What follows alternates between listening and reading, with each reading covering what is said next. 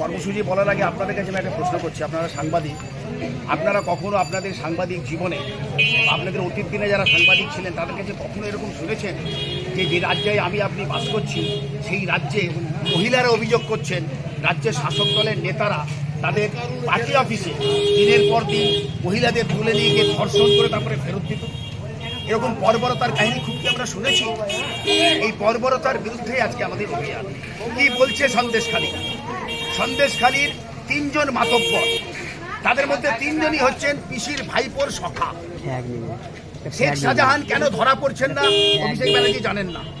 অভিষেক ব্যানার্জি বলছেন সেদিন তো ছিল বলে আমি শুনিনি, তার মানে তাকে রক্ষা করো। অভিষেক বন্দ্যোপাধ্যায় শেখ শাহজাহানকে রক্ষা করছেন, মুখ্যমন্ত্রী শিবু হাজরা উত্তম সর্দারকে রক্ষা করছেন। কেন? এরা কারা? এরা কি তৃণমূলের প্রতিষ্ঠাতা? শেখ শাহজাহান হচ্ছেন সন্দেশখালী এলাকার ত্রাস। 50 বিঘে জায়গার উপরে তার বাড়ি, একরের পর একর জায়গা জুড়ে তার মাছের ভেড়ি। মাছের ভেড়ির অন্যান্য যারা মালিক তারা সমস্ত মাছ শেখ শাহজাহানের কাঁটায় বিক্রি করতে বাধ্য। গরিব মানুষকে উচ্ছেদ করে উত্তম সরকারের বিশাল পোল্ট্রি ফার্ম। কি রাজত্বে আমরা বাস করছি? আজকে সন্দেশখালীতে বিস্ফোরণ হয়েছে বলে জানতে পারছি।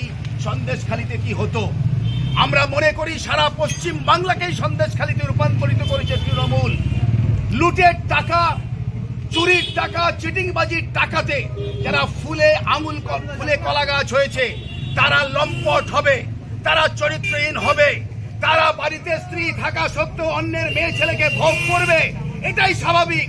তৃণমূল এই সংস্কৃতির জন্ম দিয়েছে 12 বছরে পশ্চিম বাংলায়। তাই আজকে আমরা মিছিলে আহ্বান জানিয়েছি, সন্দেশখালীর সন্দেশ, এই লম্পট রাজ করব শেষ। সন্দেশখালীর সন্দেশ, এই জঙ্গল রাজ আমরা করব শেষ। এই কারণে সারা পশ্চিম বাংলার সঙ্গে আজকে আমরা বামপন্থীরা এই থানা ঘেরাও অভিযানে সামিল হয়েছিলাম। থানা ঘেরাও কেন? আমরা থানায় এসেছি কেন? Minus police, Trinamool big zero. Police রক্ষা করছে তৃণমূল যাদেরকে লাইসেন্স দিয়েছে গুন্ডামি করার, মস্তানি করার, চুরি করার তাদের। আর গুন্ডা মস্তানরা রক্ষা করছে তৃণমূলকে। ফলে এই যে নেক্সাস, পুলিশ ছাড়া তৃণমূলের কিছু নেই। তাই বসংবদ রাজীব কুমার ডাইরেক্টর জেনারেল হয়, পুলিশ এবং সাধারণ প্রশাসনের যারা বসংবদ, যেমন ছিলেন আমাদের জেলার বিধান রায় তৃণমূলের অঘোষিত সভাপতি। পঞ্চায়েত নির্বাচনে আমরা দেখেছি বিডি এবং ওসিদের তৃণমূলের নেতার ভূমিকায়। আমরা পুলিশের কাছে বলতে এসেছি সাধু সাবধান, মানুষ কিন্তু খেপছে। গোটা রাজ্য সন্দেশখালী হওয়ার অপেক্ষায়, পুলিশ কিন্তু বাঁচবে না। পুলিশ ধর্ষিতা রমণীদের বিক্ষোভ রাতের অন্ধকারে লাঠি দিয়ে জব্দ করার চেষ্টা করছে সন্দেশখালীতে। ইন্টারনেট বন্ধ করে এই অত্যাচারের খবর চাপা দেওয়া যাবে না। এই কথাগুলো আমরা এখানে বলতে এসেছিলাম। আমরা এই জঙ্গল রাজ খতম করার যে প্রস্তুতি মানুষ নিয়েছেন তার সঙ্গে আমরা আছি।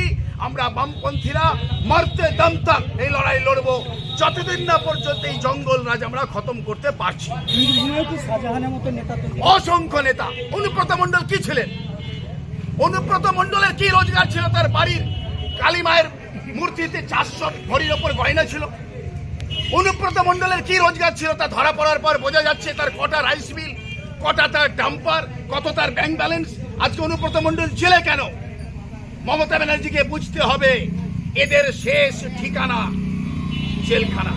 কি করেছিল জ্যোতিপ্রিয় মল্লিক? সন্দেশখালীর বিডিও দুর্নীতির বিরুদ্ধে দাঁড়িয়েছিল বলে জ্যোতিপ্রিয় মল্লিক সন্দেশখালী বিডিও অফিস হামলা করে শাহজাহানদেরকে দিয়ে সেই বিডিওর হাত পা ভেঙেছিল। আজকে জ্যোতিপ্রিয় মল্লিক কোথায়? অনুব্রত মণ্ডল বলেছিল চরম চরম ঢাক বাজবে, আজকে অনুব্রত মণ্ডল কোথায়? পার্থ চ্যাটার্জি বলেছিল সারা রাজ্য জুড়ে তাণ্ডব তৃণমূলের, আজকে পার্থ চ্যাটার্জি কোথায়?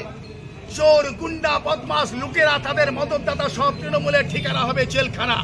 শুধুমাত্র বেঁচে আছেন মাননীয় মুখ্যমন্ত্রী এবং তার ভাইপো দিল্লি সেটিং করে। এই সেটিং যেদিন মানুষ পুরোপুরি ধরে নেবে, দিল্লি ওই ভাইপো পিছিয়ে রক্ষা করতে পারবে না, তাদেরও ঠিকানা হবে জেলখানা। চা খেয়ে ভাঁড় ফেলে দেওয়ার মতন অনুব্রতকে ফেলে দেবো, জ্যোতিপ্রিয় মল্লিককে ফেলে দেবো, আর আমি ভাইপোকে নিয়ে এত চুরি জোচ্চুরি করা সত্ত্বেও বেঁচে থাকবো, জেলের বাইরে থাকবো। এটা হতে পারে না, হতে পারে না, হতে পারে না। মানুষের আদালতে মমতা এবং তার ভাইপো অভিষেকের বিচার হয়ে গেছে। তারা দুর্নীতিগ্রস্ত, তাদেরও শেষ ঠিকানা জেলখানা করে আমরা শান্ত হব।